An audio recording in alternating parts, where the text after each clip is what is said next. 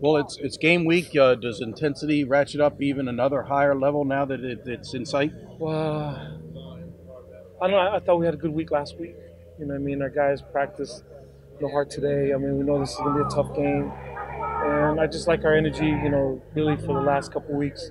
We got 2 weeks this week. We got full, last year, this would have been our first practice, getting Right, ready for right. them. And Well, I was going to ask you about that. well, we had, 5 starters on offense, hurt, from that game. We don't have any excuses this game. You know what I mean? Just we've had 2 weeks. It's a really good football team. We got to get ready for Army. Really impressed with what they've done, but I like what I've seen so far. So with the extra time, were you able to heal up a little bit? Did you have some guys that were banged up that were able Yeah, I to mean, get healthy? as good as you can be, Wags, at this point of the year. I mean, everybody's banged up, but we had to practice. It wasn't like we had the week off and Right. You go were to still practicing. go to the Bahamas and hang out, Right. at the jacuzzi or something. We had to practice, and so. But I like where we're at. Right. We're in much better shape than we were last year at this time. Exactly. So, Right. It's a better situation. But it's going to be a physical game, isn't it? no doubt, it's going to be a physical game. They're going to run the ball. We're going to run the ball.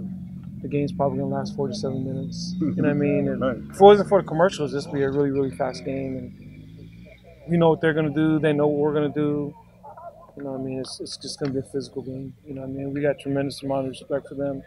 Had a good year, and we're looking forward to the game. You just made an interesting announcement about Scout Team Players of the Year. Can you tell us who they are? And then, that's kind of a big deal. I know you name Scout Team Players of the Week each week, but for a whole season, that really shows the guy's commitment, don't you think? Yeah, and it was hard because we wanted to give more guys, more Of guys course, that are yeah. deserving, but we can't have 500 guys on the sideline. There's enough. There's so many guys on the sideline. I have no idea who the other people stand on the sideline. Right. So I'm still trying to figure out where those guys get their sideline passes from. That's a different story. Right. But, But you guys got my mind thinking, where are these people coming from? But right. But the Navy football will tweet out who those Scout Team Players of the Year Yes. were, right? Yeah. Right. But do you feel it's just important to recognize those guys? yes, because those guys work hard. They get tackled, they get blocked, and we yell at them if they retaliate. You know what I mean? It kind of sucks being on that side, but they give us a great look. And if it wasn't for them, we wouldn't have the success that we have. So very, very appreciative, of those guys and what they do. Ford Higgins got hurt against Houston. What's his situation? He's out. Yeah, Right. he's out, unfortunately. Is it tough? He was a guy that was really coming on strong and battling for playing. He was really pushing those starters at tackle and getting into the rotation. Yeah, he's doing a lot of good things, Wags. And, you feel for the kid. But he's a tough kid. He'll bounce back. So, between now and when you travel up there Friday, what do you feel like you still need to get done in these next very crucial practices? Just keep going. Just keep working. Keep, honing stuff up and keep working. It's a good team. We keep practicing. We have this conversation every year about moving the ball against Army, and it's very tough. It's going to be a grinder. Can you just talk about what it's like? It's going to be it's a dogfight, man. I mean, it's just something that we expect. Instead of going there and walk over these guys, it's going to be a hard-fought game. The biggest deal is to take care of the football, and again, take what they give us and just get after it. What did you see with their defense against Air Force? Because that's a game against a similar opponent. Shutting them out was. They're sound. They play fast, and they play smart. And they get after it, and they're all trying to get in the frame of the picture. All 11 guys, So it's going to be a challenge for them this weekend.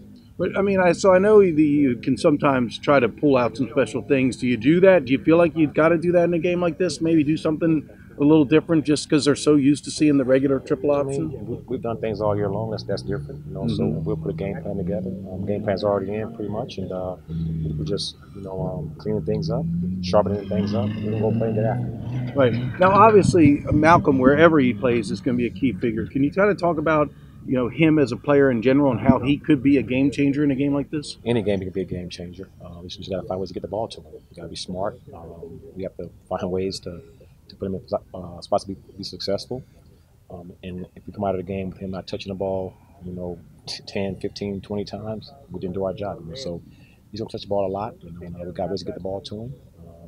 And Zach being a power in there too. So we have a good game plan. Got to execute it, take care of the ball, and get after it. Monken was talking about the fact that they have no choice but to prepare for all three quarterbacks. Does that help Navy at all? That they really don't know? I don't know, man. They still got to play defense. They got to play assignment sound. It's assignment football, so it doesn't matter who's playing quarterback. You got to quarterback, fullback pitch. They do a good job of it, and we just got to go out there. And again, it might be 2 yards here, 3 yards there, and hopefully it'll be 40 yards the next play. So we understand what we're going up against. Again, they're really, really good. Top 30 defense. They play sound, they play hard. And again, it's going to be a dogfight, my man. How important is it to get the offensive line really dialed in for this game? Because I know the line has had its ups and downs. They've had some great games, some not so good games. But this game of all games, you know what? It's been not just the O-line. It's been it's been like a popcorn this year. I mean, just something happens here, then happens there. So as a whole unit, we've been shaky this year. So not just the O-line. As a unit, we have to be sharp. Now, obviously, up front, we got to play great. We got to keep the game plan very, very simple so they can play fast. We can't go and try and do too many things and confuse everybody because, again, there are going to be nerves and anxiety and nervousness. So the way you combat that is make it really simple so they can go out there with a clear mind and play fast. All right. Well, let's talk about the Army offense. And let's start with Bradshaw. He's had a really good year. I think he's got something like 1,400 rushing yards. He's kind of matured. What are you seeing out of Ahmad Bradshaw? Real strong runner, real powerful. Does a great job of getting him in the right plays, and obviously totally knows the offense now. He's not turned the ball over. I don't know if they have like 5 fumbles or something. So I've been very impressed with him all year long. We watch him pretty much every week. So he's doing a great job. A couple good fullbacks. I mean, Davidson you're familiar with because he's played against you the last few years, but now this Wolfolk guy has kind of emerged. He's their second leading rusher. What are you seeing out of those two B-backs? I think they have 3 really good B-backs. Davidson's just finds seams, and he's kind of wiggly in there. And, it seems to fall for 4 yards every time. The other kid looks like, he's real powerful. He'll run over people. All 3 of them, I think, are really good B-backs, and they roll them, pretty evenly. So. Right. The kid Kel Walker, who had a big play against Davie last year, is he kind of like their Malcolm Perry? I mean, he's kind of a game breaker type of slot. Yeah, I would say probably he's that guy. All 3 academies have one of those guys, and I would say that he's that guy for them. Right. But he's a guy that can go if he gets an opening. Yeah, he's got good speed and catch the ball. He's the guy they want to pitch to. So yeah, I think they've got a lot of really good players. I was talking to Coach Monken, and he was raving about the offense. He thinks the biggest jump this year has been the offensive line play. Number one, they've had consistency because they had injuries in the past, and they were rotating a lot of this. Right. So they've had more consistency. Your old buddy Todd Spencer is coaching that unit. Yeah, what are you seeing out of their offensive line? I know what kind of coach Spencer is. He's a good ball coach, so he'll have them ready to go, and they're playing well together.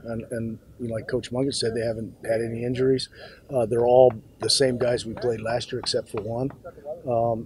They're very tough. They come off with their pads down and get their feet in the ground. I mean, I've been super impressed with their O-line. That one year they had the guy that they went to all the time with the pass receiving Poe, I think 2 years in Philadelphia. Do they have a guy like that? Do they have a Jameer Tillman or a Carmona, some guy that they like to go to often when they throw the ball? I don't know if that guy's come out yet.